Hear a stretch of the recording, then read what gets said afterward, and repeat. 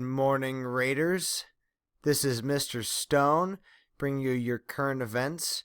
And today, the day before a holiday that a subset of the U.S. population celebrates, St. Patrick's Day, I thought I'd discuss a little bit of the origin of why people in the U.S. celebrate that holiday, and probably more importantly, how its celebration connects to a modern topic in the U.S., immigration. So we're going to look at St. Patrick's Day, the Irish, and immigration to the U.S. So here's a little background before we get started. Ireland is an island off the coast of Great Britain, which itself is off the coast of Europe. It's home to the Irish. This is sort of unsurprising given the name of the island is Ireland.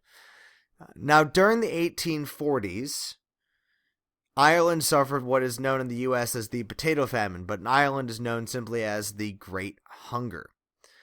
And this is a situation in which, because of a potato blight, a disease on the potatoes, there was a lot less of the common food substance that most of the population ate.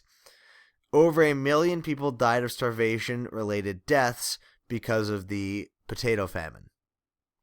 And this also pushed people to move away from Ireland to seek other places to live. Just so we know, Ireland is this area right here. It's this island. And this is sort of a illustration of that potato famine, the kind of bleak conditions that it caused. The Irish left in droves to avoid the famine. 5 million of them in particular left to come to the United States of America between 1840 and 1900. The population of the U.S. at the time in 1840 was around 17 million. This means that the Irish added nearly 30% more to the existing population.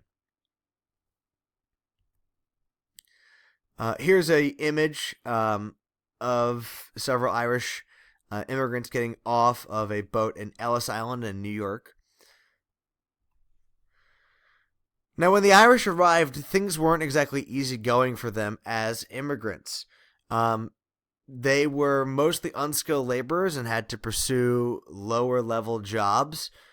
They were often very much criticized or belittled by current U.S. citizens at the time, people who looked down on them as immigrants. They oftentimes compared them to beasts or associated them with negative things like drunkenness.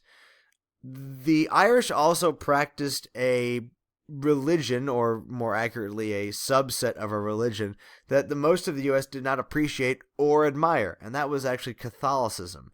Much of the U.S. government and most of the U.S. population was focused on the Christian branch of religion called Protestantism, so there was a lot of anti-Catholic feeling against the Irish because of their sort of religious choice.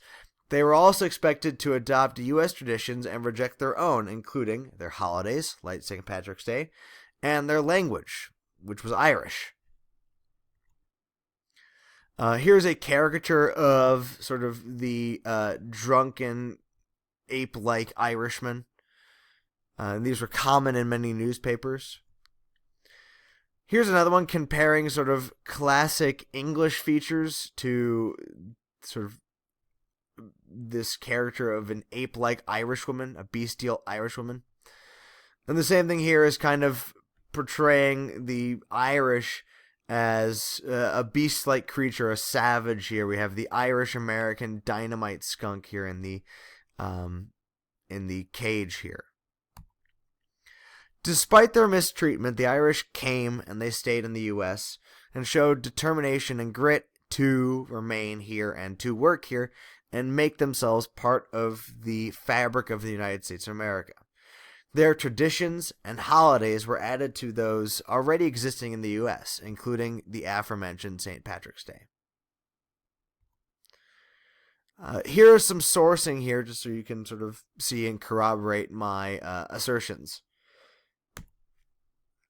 So what I want to leave the homerooms with are a couple things to discuss.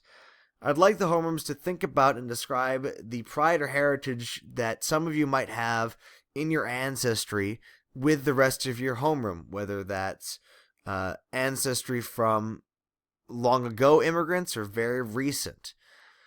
And then, if we can extrapolate and think, how does the Irish story of immigration have similarities and differences with other stories of immigration that we see today, 20 years ago, 30 years ago, and stories we might think about in the future? Thank you very much, and have a great day.